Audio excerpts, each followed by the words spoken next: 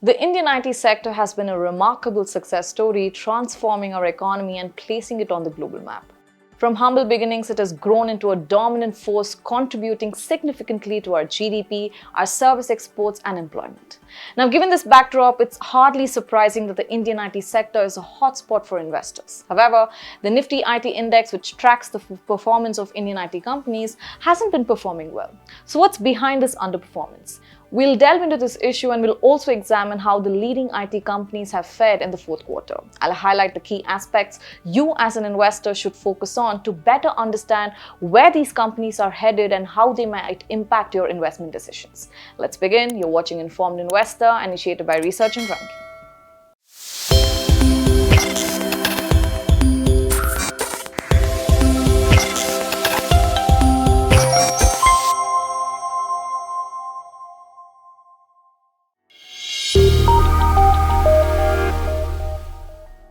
Over the past year, if we take a look at the performance of IT stocks, they've shown a decent increase of 18.5%. But when we compare this to Nifty 50, the IT sector's growth has underperformed, falling short of the broader index's impressive 25% return. Now, zooming in on the year-to-date performance, which gives us a more current picture. The Nifty IT index is down by 7%, whereas the broader index has managed to secure a modest 4% increase in the same period. And in the month of April, it's a bit of a disappointment for the IT sector, as the index shows a decline of approximately 5%. So what's behind the subdued performance of the IT sector? And that's the key question we are going to address in this video. The overall IT sector is navigating through some choppy waters right now, and a lot of this has to do with the global economic environment we are in. You see, the US Federal Reserve has been keeping interest rates at the highest level we've seen in 23 years. Now, the goal here is to slow down inflation to a target of 2%. Now, just like the Federal Reserve, many of the central banks in the Euro region and the rest of the world, including our own, have raised interest rates to bring down inflation, which also slows down the global economy. This cautious environment is causing some headwinds for the IT sector, and let's discuss why. Now, high interest rates makes it more expensive for companies to borrow money, and it's a big deal because it means businesses might think twice before making big investments, including in IT. Now, some companies might still invest but will be very selective about projects as they prioritize core business activities and cost-saving measures. Now, this reduction in spending can lead to fewer contracts, smaller project size, or postponed projects, directly affecting the revenues of Indian IT firms. Now, a substantial portion of the revenues of Indian companies come from clients in the US and Europe. For major IT firms like Infosys, TCS, Wipro, HCL Technologies, these regions often account for more than half of their total revenues. And of course, any poor economic conditions in these areas directly affect the IT businesses. On the back of this, the Indian IT sector has been struggling for over a year due to weak demand from clients from the key US and European markets. Now, any kind of economic uncertainty or recessionary conditions can lead to volatility in currency exchange rates. Now, a stronger US dollar against the Indian rupee, which often happens during such times, can have a mixed impact. Now, while it increases the rupee value of earnings made in dollars, thereby benefiting Indian IT companies, extreme volatility can complicate things for the IT sector.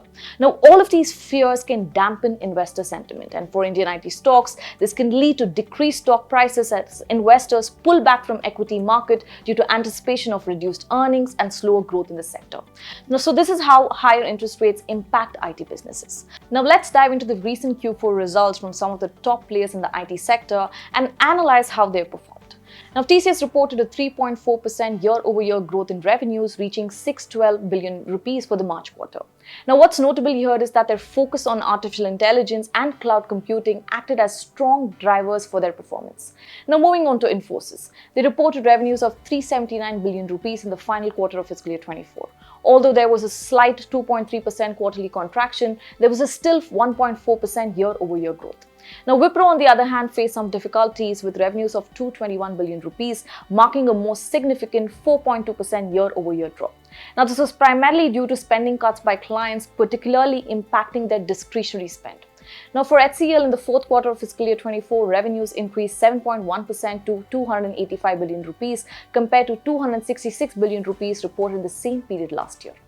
Now, IT sector also caters to different regions across the world and also to several verticals. Now, let's talk about how the top IT companies performed in several geographies and verticals. Now, TCS relies heavily on North America and Europe, where revenue growth experienced a decline. However, the UK and India stood out with impressive growth rates of 6% and 38% respectively. Infosys similarly depends on North America, which saw revenue decline there, along with a dip in revenues from India, while the European region remained consistent with a 5% growth. Now, the sluggish performance in America for both TCS and Infosys isn't entirely surprising given the macroeconomic conditions in those regions. Now, on the other hand, for HCL Technologies, the story is a bit different. With key markets in America and Europe contributing to over 90% of its revenue share, they actually fared well with a 9% and 6% increase in revenues for the fourth quarter of fiscal year 24. Now, Wipro's situation was less optimistic, with flat or negative growth across all geographies, indicating broader challenges they're facing. Now, coming to vertical performance. Now, just like how North America is the most important geography for domestic IT firms, banking and financial services is their biggest vertical for most of these companies.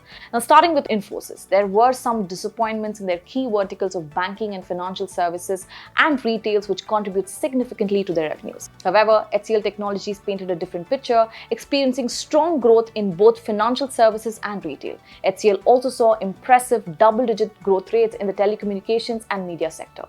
Now, moving on to TCS.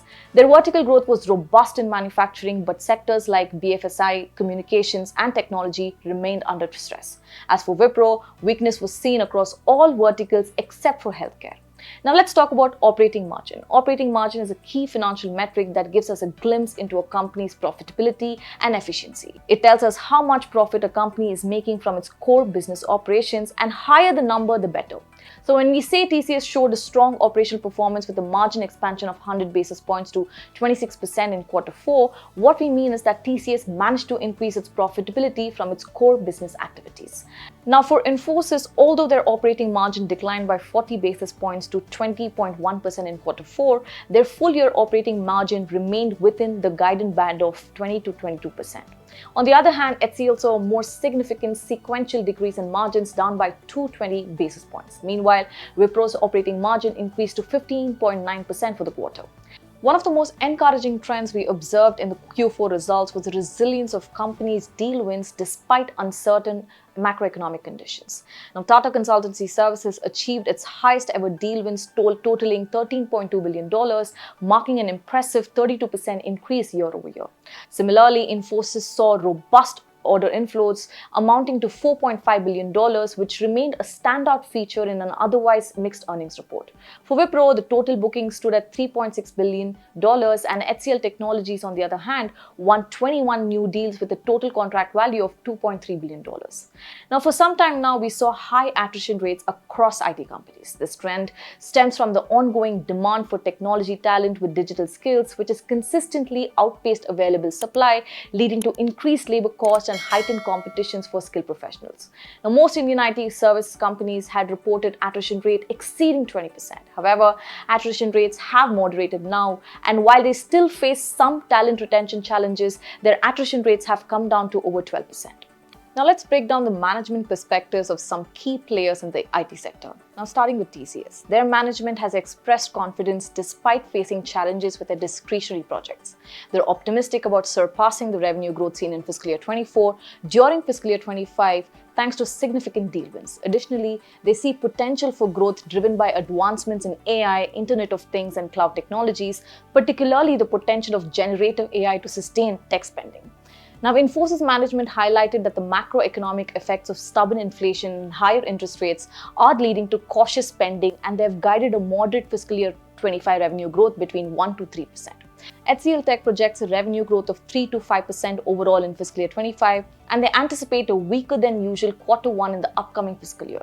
Lastly, Wipro's management has indicated that while the market demand remains weak, it remains optimistic in the long term, and they've provided a somewhat cautious revenue guidance for quarter 1 fiscal year 25, ranging from minus 1.5% to 0.5%.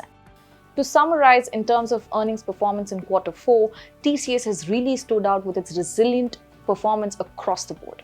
Now, several firms reported healthy deal wins in the last quarter and also improvement in their margins. However, their management commentary highlighted the weakness in the demand environment. Now, what's interesting is that management from all these companies seems to be echoing similar concerns about discretionary spending, which are essentially non-essential projects. And because of this cautious spending, the conversion of deals into actual revenues has been a bit poor lately. And there's also been a noteworthy trend in the workforce of these companies. In fiscal year 24, we saw Infosys, TCS, Wipro collectively reduce their workforce. Now, according to a recent report from CRISIL Ratings, it looks like the IT service sector might be in for another tough year in fiscal year 25. It expects the sector to grow at 5 to 7% in fiscal year 25 after a growth of 6% estimated to have achieved in fiscal year 24.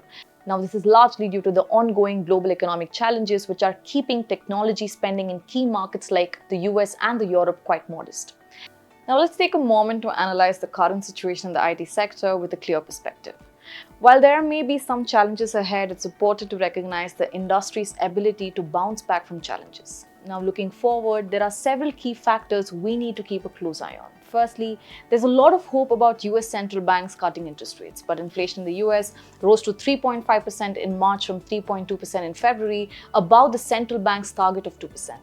Now, given the higher than expected inflation rates, the Fed may reconsider or delay these rate cuts. As expected, at the FOMC meeting last week, the US Fed has held interest rates steady for a sixth straight meeting at a 23-year high, and also said that inflation has remained stubbornly high and it does not plan to cut interest rates unless it has greater confidence of inflation going back to the 2% target. And if the US Federal Reserve indeed cuts interest rates this year, it could encourage clients to allocate more budget towards IT projects, leading to increased deals for IT companies. Additionally, it is important to keep a close watch on the revenue growth of major geographies they operate in and also core verticals. Another crucial aspect to monitor is the deal pipeline. While IT firms are reporting strong deal wins, the conversions of these wins into actual revenue remains a key focus point. Furthermore, understanding the margin outlook is also essential. Lastly, tracking hiring trends and attrition rates is also important. To conclude, while tough times are anticipated for the IT sector in the near term, it is worth noting that the industry has weathered numerous turbulent periods before. The long-term growth story of the Indian IT sector is expected to withstand minor impacts, and the companies with a diverse range of competencies are expected to weather the economic slump better. Having said that, this is me, Merlin Zana, signing off. Take care and stay invested. Did you like watching this video? Then download our app, Informed Investor, to watch more such informative and interesting videos. Investments in securities market are subject to market risks. Read all the related documents carefully before investing.